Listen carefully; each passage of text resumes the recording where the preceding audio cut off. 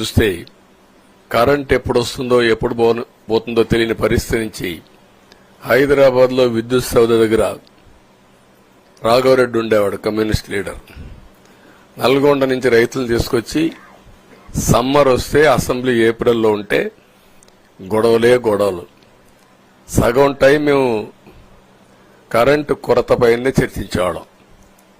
That were the days.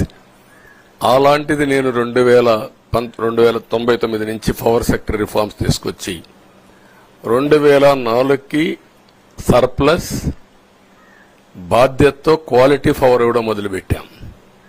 2014కు మళ్లీ 22 million యూనిట్లు ఆంధ్రప్రదేశ్లో కొరత కరెంటు. వ్యవస్థలన్నీ నిర్వీర్యం అయిపోయినాయి. తర్వాత మళ్లీ సెట్ చేసి 2 నెలలు 3 నెలలు కరెంటు కొరత లేకుండా చేసి వ్యవస్థలన్నీ పటిష్టంగా చేసి సోలార్ విండ్ తీసుకొచ్చి కాస్ట్ తగ్గిస్తే ఇప్పుడు మీరు చూశారు ఎంత పవర్ ఛార్జెస్ పెంచారు. 9 సార్లు పెంచారు. ఎందుకు పెంచారో నోబడీ నోస్.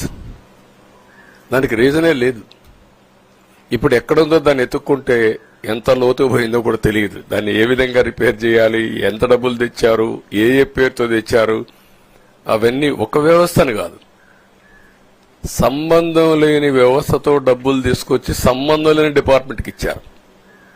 ఇలాంటి చాలా ఉన్నాయి. అవన్నీ ఇన్ కోర్స్ ఆఫ్ టైం మీకు కూడా చెప్తాం.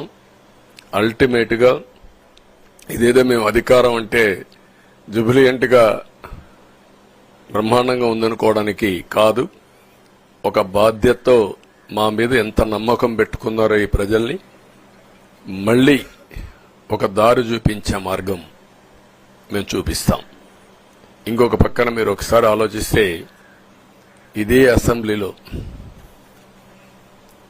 నాకు, మా కుటుంబానికి, మా మిస్సెస్కి జరిగినటువంటి అవమానానికి నా జీవితంలో ఎప్పుడూ బాధపడలా. నా మీద బాంబులతో దాడి చేసినప్పుడు కూడా వీరోచితంగా ఎదుర్కొన్నా.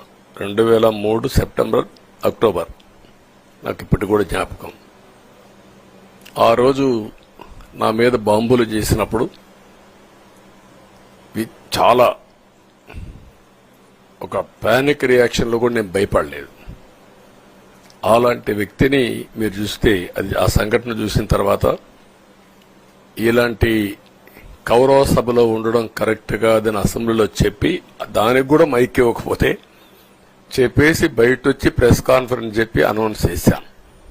మళ్లీ క్షేత్రస్థాయిలో గెలిచి అసెంబ్లీని గౌరవ సభ చేసి అసెంబ్లీకి ఎంటర్ అవుతానని చెప్పాను. నేను ఏదైతే ఆ రోజు ఒక ప్రతిజ్ఞ చేశాను దాన్ని నిజం చేయడానికి ప్రజలు సహకరించారు. మామూలుగా సహకారం కాదది. నేను ఇన్ని సంవత్సరాలు చాలాసార్లు చాలా ఎలక్షన్లో గెలిచాం, కొన్ని ఎలక్షన్లో ఓడిపోయాం. ఎలక్షన్లో ఓడిపోయినప్పుడు నేను ఎప్పుడూ కుంగిపోలేదు. ఎలక్షన్లో గెలిచిన తర్వాత గంతులేయలేదు.